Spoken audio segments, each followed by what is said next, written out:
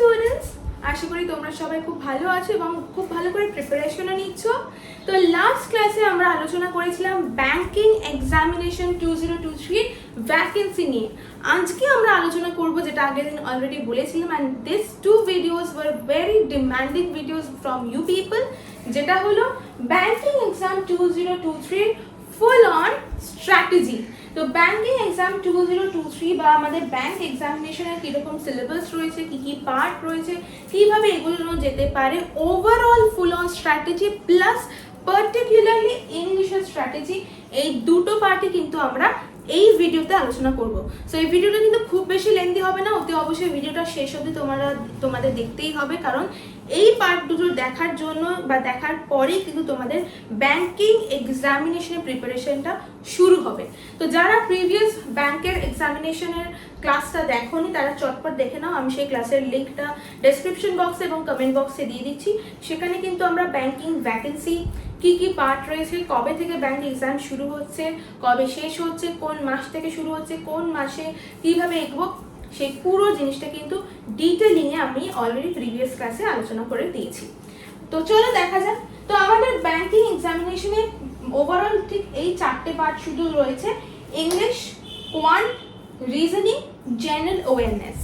তো এই চারটে পার্টের মধ্যে আমার পার্সোনালি পড়ানোর জায়গা হচ্ছে এই পার্টটা, ইংলিশ। তোমরা যারা প্রথমবার এই ভিডিওটা দেখছো তাদেরকে বলে রাখি, আমি শুধুমাত্র ইংলিশ অ্যান্ড বায়োলজি এবং বায়োলজিক্যাল বায়োলজি এবং anthropology, sociology, biology oriented subject এবং ইংলিশ এখন অবধি শুধু এই পার্টসগুলো তোমাদের সামনে নিয়ে এসেছি। তো এই তিনটে পার্ট আমি তোমাদের বোঝার সুবিধার জন্য বা স্ট্র্যাটেজি কীভাবে করা যেতে পারে, কি কি আছে সেটা বোঝানোর জন্য জাস্ট আমি এখানে লিখেছি। এমন নয় যে এই পার্টটা আমি পড়াবো, নট ইয়েট। অন্তত কোয়ান্ট অ্যান্ড রিজনিং আর actually not my part to be taught.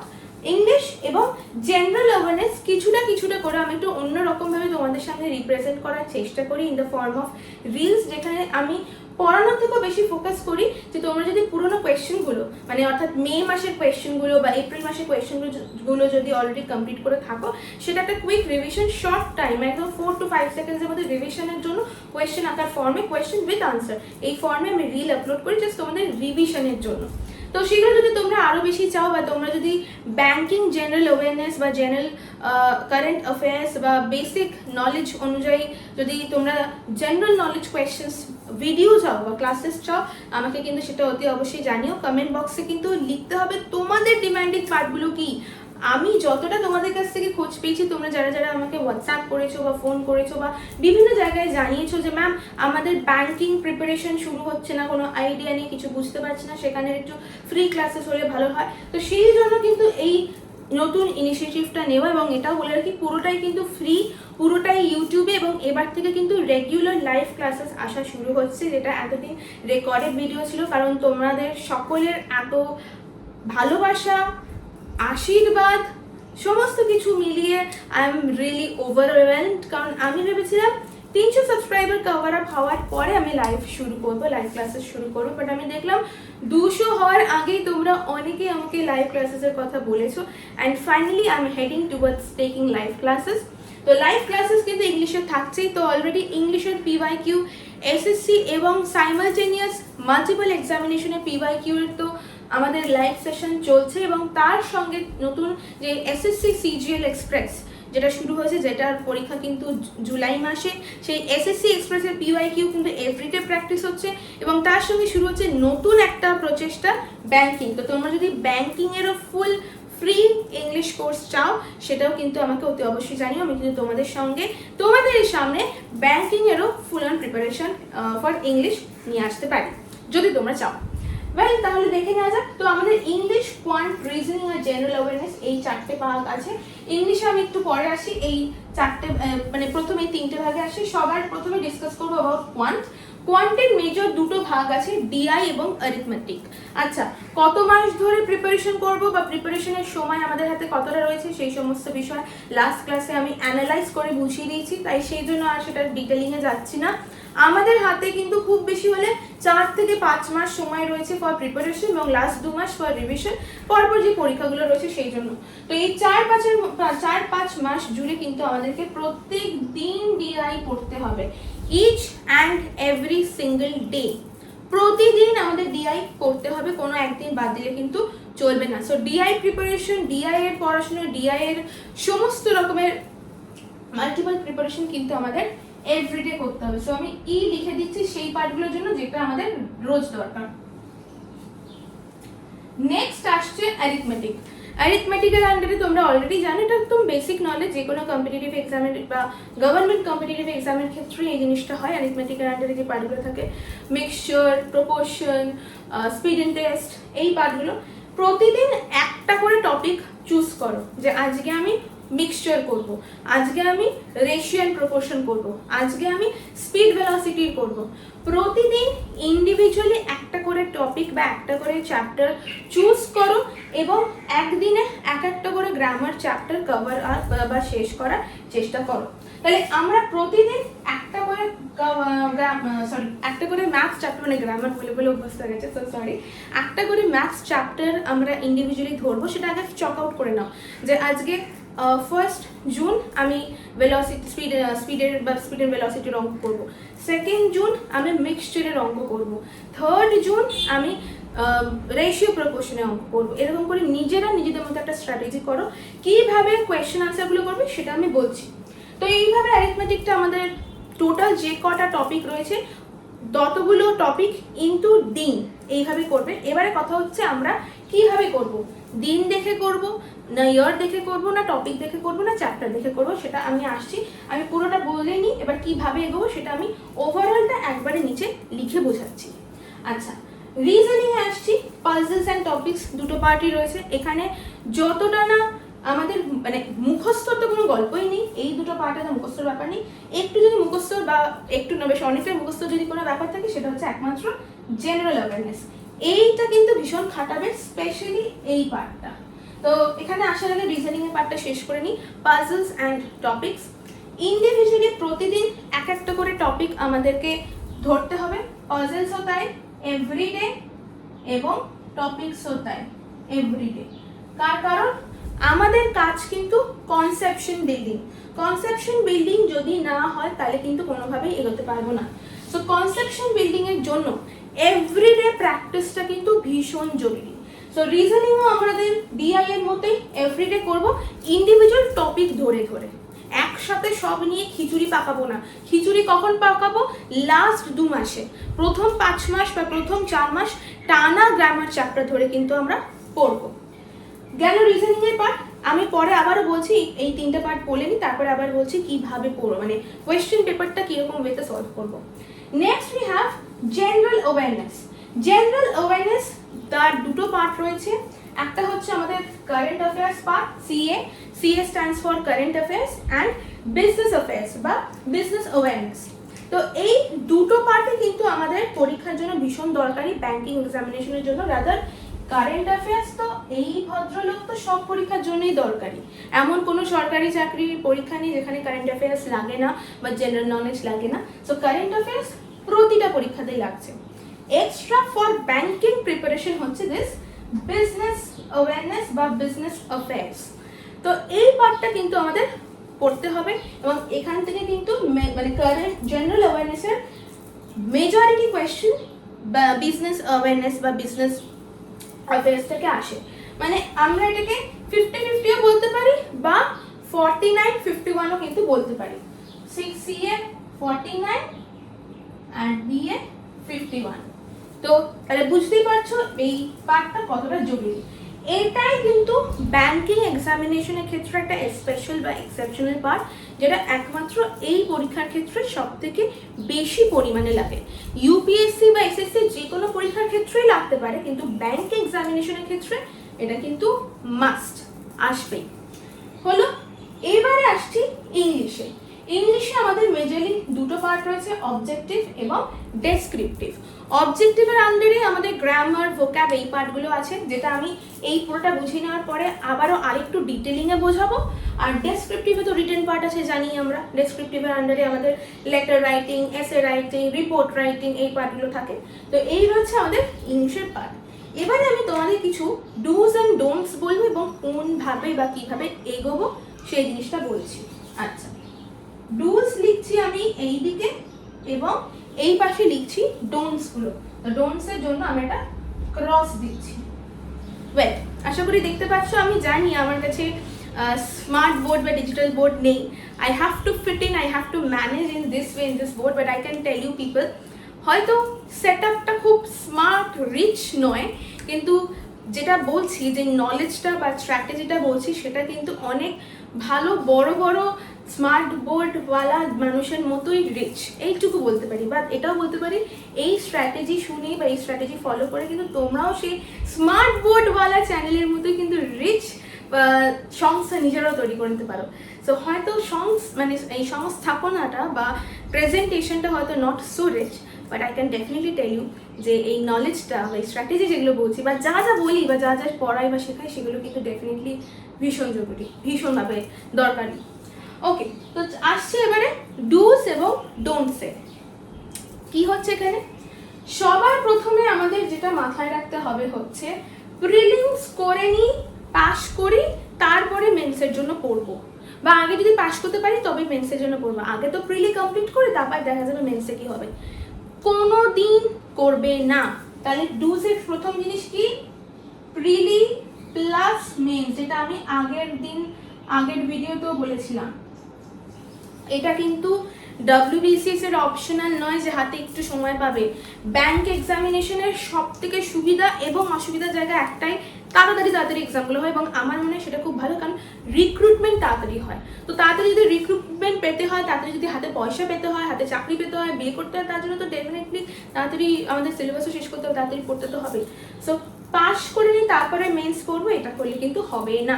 So prelim plus men's দুটোই পড়তে হবে। তার মানে কি, অবজেক্টিভ এবং ডেসক্রিপটিভ দুটোই অ্যাট আ টাইম সাইমালটেনিয়াসলি আমাদের পড়তে হবে।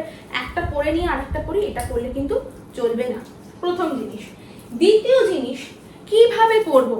টপিক ওয়াইজ, ইয়ার ওয়াইজ, চ্যাপ্টার ওয়াইজ, কিভাবে? স্পেশালি আমি এই কথাটা অবজেক্টিভ এবং অ্যারিথমেটিকের জন্য বলছি। অবজেক্টিভ ইংলিশ এবং অ্যারিথমেটিক ইংলিশ এবং রিজনিং, এই তিনটে পার্টের জন্য। অবজেক্টিভ, অ্যারিথমেটিক, রিজনিং, এটা টিক মার্ক দিলাম সবুজ পেন দিয়ে। এই তিনটে পার্টের জন্য এই কথাটা বলছি। তিনটে পার্টের ক্ষেত্রে কিন্তু আমরা টপিক ওয়াইজ এগোবো তো বটেই, ইন্ডিভিজুয়াল কোনো পরীক্ষা ওয়াইজ কিন্তু নয়, ইন্ডিভিজুয়াল এক্সাম ওয়াইজ নয় কিন্তু। কেন নয় বলছি সেটা।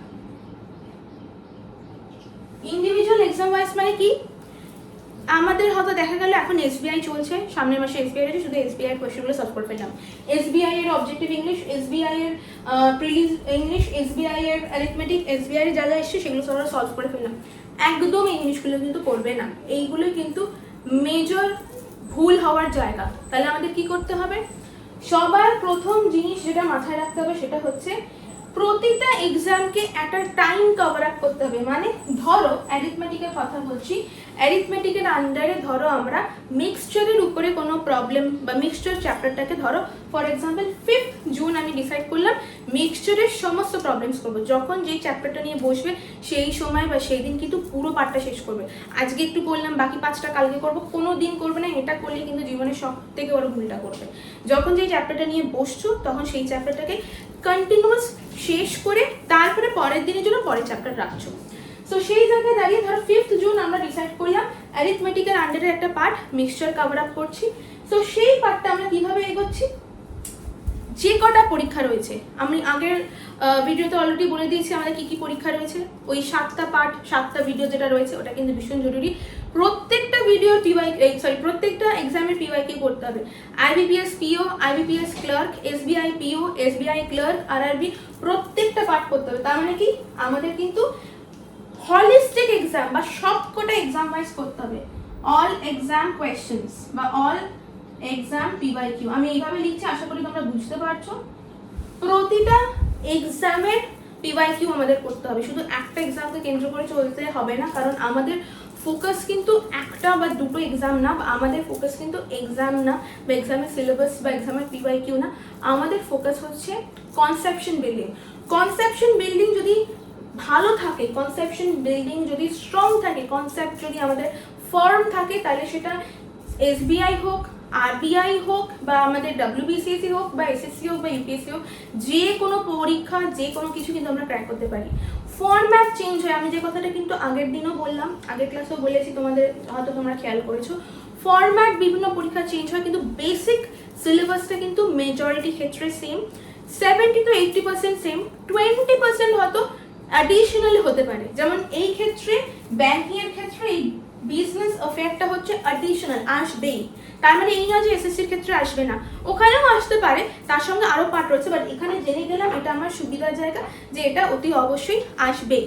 তো এই ক্ষেত্রে আমাদের একটা সব থেকে বড় সুবিধার জায়গা হচ্ছে কি, যে we are getting common question, আমাদের একটা আইডিয়া হয়ে যাচ্ছে যে আমাদের কোন পার্ট থেকে কোয়েশ্চেনটা রয়েছে। আচ্ছা, ডুজ অ্যান্ড ডোন্ট এর পরে নেক্সট জিনিস হচ্ছে, please don't start giving a lots and lots of mock test. Please don't do this things, because আমরা যদি চ্যাপ্টার শেষ করেই সঙ্গে সঙ্গে এক গাদা মক টেস্ট দেওয়া শুরু করি, প্রথম জিনিস হবে যখনই পারবো না ডিমোটিভেটেড হয়ে পড়বো, মাথায় হাত দিয়ে কাঁদতে শুরু করবো। 3 নম্বর জিনিস হবে, এতে আরও সময় চলে যাবে। First foremost thing, at least first 3 to 4 months, better to say 3 to 4 months, please keep on completing the syllabus, please keep on doing all the chapters. পরীক্ষা যদি দিতেই হয় কিভাবে দিচ্ছ, প্রচুর বই আছে, পিনাকেলের রয়েছে, কিরণের রয়েছে, প্রচুর বই রয়েছে, সাইটে প্রচুর ডকুমেন্ট বা প্রচুর কোয়েশ্চেন পেপার আপলোডেড রয়েছে। এছাড়া আমাদের যে টেলিগ্রাম চ্যানেল রয়েছে, চ্যানেলের লিঙ্ক দিয়ে দেওয়া রয়েছে, সেই চ্যানেলেও প্রচুর ম্যাটেরিয়ালস দিয়ে দেওয়া রয়েছে। সেই ইন্ডিভিজুয়াল কোয়েশ্চেন পেপারগুলোকে তোমরা ঘড়ি ধরে সলভ করা শুরু করো, সেটা করা রিলেটিভলি বেটার, প্রথম জিনিস। দ্বিতীয় জিনিস, চেষ্টা করো, ইংলিশের ক্ষেত্রে বলছি, আমি একটু পরে আবারও ইংলিশের ডিটেলিংটা বলবো, ইন্ডিভিজুয়াল মানে কোয়েশ্চেনগুলোকে উইদিন 30 সেকেন্ডসের মধ্যে সলভ করা, তবেই জানবে আমরা এক্সাম হলে গিয়ে ফুল ফ্লেজেডে কোয়েশ্চেন পেপার সলভ করে রিভাইজ করতে পারবো। সবসময় আমি মানে ছোট থেকে বড় যে কোনো পরীক্ষার জন্য বলি, রিভিশন ইজ আ মাস্ট।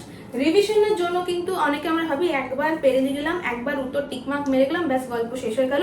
গল্প না, সেখানে তোমার ভবিষ্যৎ শেষ হয়ে গেল, unless and until you are giving revision. So ডুজ এর মধ্যে পরীক্ষার সময়, এবং এই হ্যাবিটটা পরীক্ষায় গিয়ে করবো, স্টেজে গিয়ে মারবো, সেটা করলে হয় না। This is not a cultural stage যে আমি শেষ সময় গিয়ে গান শুনে নেচে নেবো। This is something about practice and habit.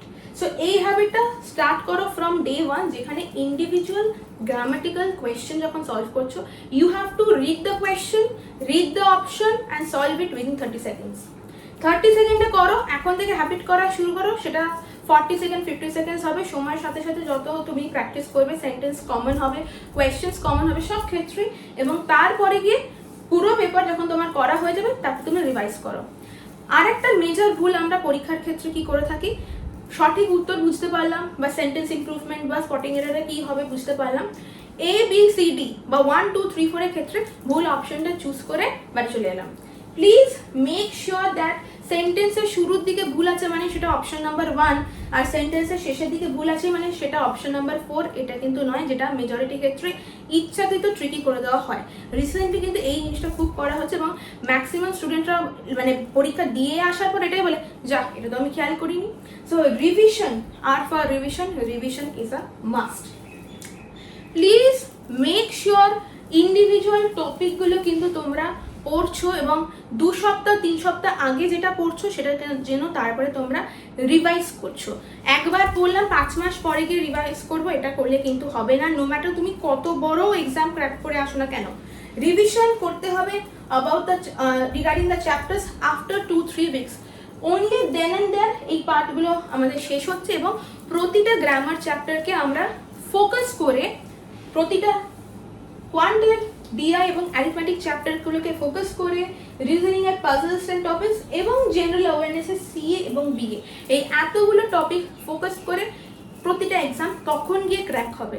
So please don't run behind one exam, কি শুধু এসবিআই পিও বা শুধু ক্লার্ক বা শুধু IBPS PO, don't run behind one exam. Start running behind the conception building and the chapters and topics.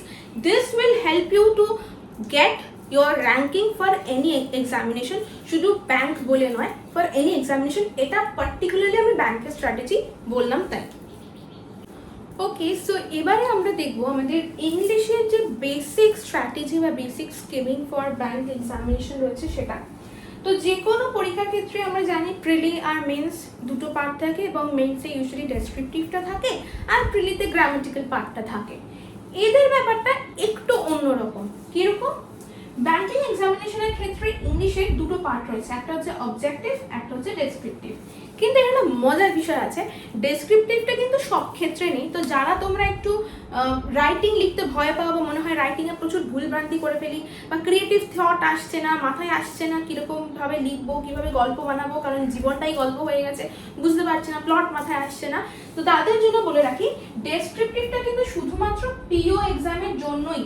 পিও এক্সামের মেন্সে কিন্তু একমাত্র descriptive দেখতে পাওয়া যায়। আমি জানি না আলোটা বোধহয়, হ্যাঁ এবারে দেখতে পাচ্ছ ঠিকঠাক, ওকে। তো এসবিআই পিও, আরবিআই পিও, আইবিপিএস পিও, সমস্ত পিওর ক্ষেত্রে শুধুমাত্র আমরা ডেসক্রিপটিভটা পাচ্ছি। বাকিগুলোর ক্ষেত্রে, ক্লার্কের ক্ষেত্রে কিন্তু ডেসক্রিপটিভ নেই।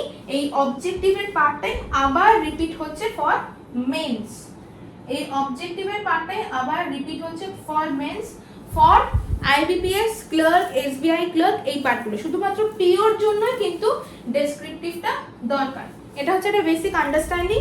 দ্বিতীয় জিনিস হচ্ছে, তাহলে তোমরা ডেসক্রিপটিভের প্রিপারেশন ছেড়ে দেবে, তাই তো? একদম না, প্লিজ না। কেন? যদি কঠিন পরীক্ষাটা আমরা করতে পারি তাহলে ইজি পরীক্ষাটা এমনিই ক্র্যাক করতে পারবো।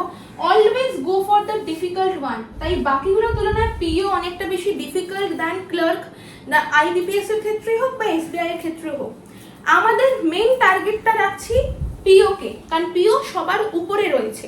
যদি সবার উপরে আমরা আমাদের তীরটাকে ছুটতে পারি তাহলে তার নিচের পরীক্ষার আমরা কিন্তু, বা নিচের যে আপেলগুলো রয়েছে, সবার উপরে আপেলের তীর ছুলে নিচের আপেলগুলো এমনিই আমাদের মানে মেন ঝুলিতে চলে আসতে পারে। তো সবসময় টার্গেট করবে সব থেকে ডিফিকাল্ট বা সব থেকে অ্যাডভান্স যেটা রয়েছে সেটা প্রিপারেশন করে নিলে, তো বাকি যে ইজিয়ার, রিলেটিভলি ইজিয়ার পরীক্ষা যেগুলো রয়েছে সেগুলো আমরা এমনিই করতে পারি। ওয়েল, তাহলে পিওর ক্ষেত্রে কিন্তু আমাদের শুধু ডেসক্রিপটিভ লাগছে, বাকিগুলোর ক্ষেত্রে এই অবজেক্টিভের পার্টটাই প্রিলি প্লাস মেন্স দুই ক্ষেত্রেই অ্যাড অন হচ্ছে। মেন্স এবং প্রিলি দুই ক্ষেত্রেই কিন্তু এই পার্টগুলো লাগছে। কি কি লাগছে আমাদের এখানে? বেসিক প্রথম পার্ট যেটা লাগে সেটা হচ্ছে গ্রামাটিক্যাল পার্ট, গ্রামার চ্যাপ্টার যেখানে পড়তে হয়। Next we have vocabulary part, basic vocab. Then we have question practice, যে basic question practice plus spotting error, sentence improvement, এই পার্টগুলো আমাদের পড়তে হবে। And then basic reading and skimming, এই পার্টগুলো আমাদের মেইনলি অবজেক্টিভ পার্টে আসে। এই জিনিসগুলো specially grammar, vocab and question practice, specially এই দুটো কিন্তু এই গ্রামার এবং ভোক্যাব এই দুটো কিন্তু যে কোনো পরীক্ষার ক্ষেত্রে আমাদের কিন্তু কমন। তো তোমরা যখনই এই যে কোনো সরকারি চাকরির পরীক্ষার ক্ষেত্রে প্রিপারেশন নিচ্ছ সব ক্ষেত্রে কিন্তু গ্রামার এবং ভোক্যাবটা কিন্তু লাগছেই। অ্যাডিশনাল কি হচ্ছে, কোয়েশ্চেন প্র্যাকটিসেরও অনেকগুলো common, spotting error, sentence improvement, এগুলো কিন্তু সব জায়গাতেই প্রায় কমন।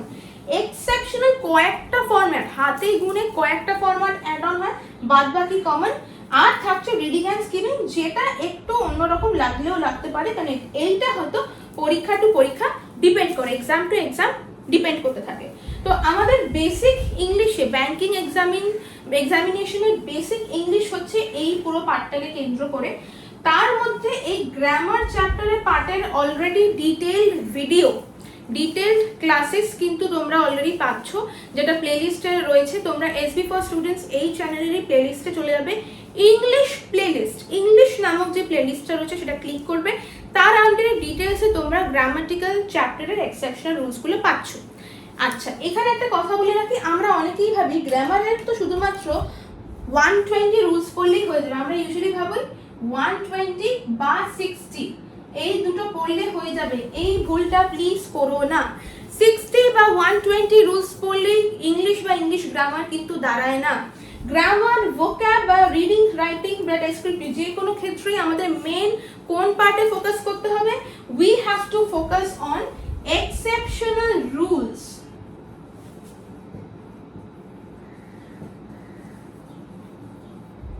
এই পার্টটা হলো আমাদের ফোকাস করার জায়গা। Exceptional rules of individual grammar chapter, যে কোনো ইন্ডিভিজুয়াল গ্রামার চ্যাপ্টারের এক্সেপশনাল রুলসটা যদি আমরা ক্লিয়ারলি পড়ি বা মনে রাখি, তবেই কিন্তু কোনো পরীক্ষা আমাদের কিন্তু আটকাবে না, সব কটা পরীক্ষায় কিন্তু আমরা পারবো।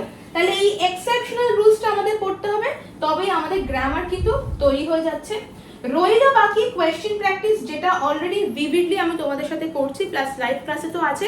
তোমরা যদি আরো প্র্যাকটিস চাও, স্পেসিফিক্যালি ব্যাংকিং পিওয়াইকিউ যদি আরেকটা সেপারেট তোমরা কোর্স চাও, তাহলে আমাকে বলতে পারো, আমি তোমাদের জন্য সেপারেট ব্যাংকিং পিওয়াইকিউ একটা কোর্স নিয়ে আসবো for live classes. Reading and skimming এবং ভোক্যাব, এই দুটো পার্ট কিন্তু সব থেকে বেশি আমরা কনফিউজ থাকি বা ভুল করি।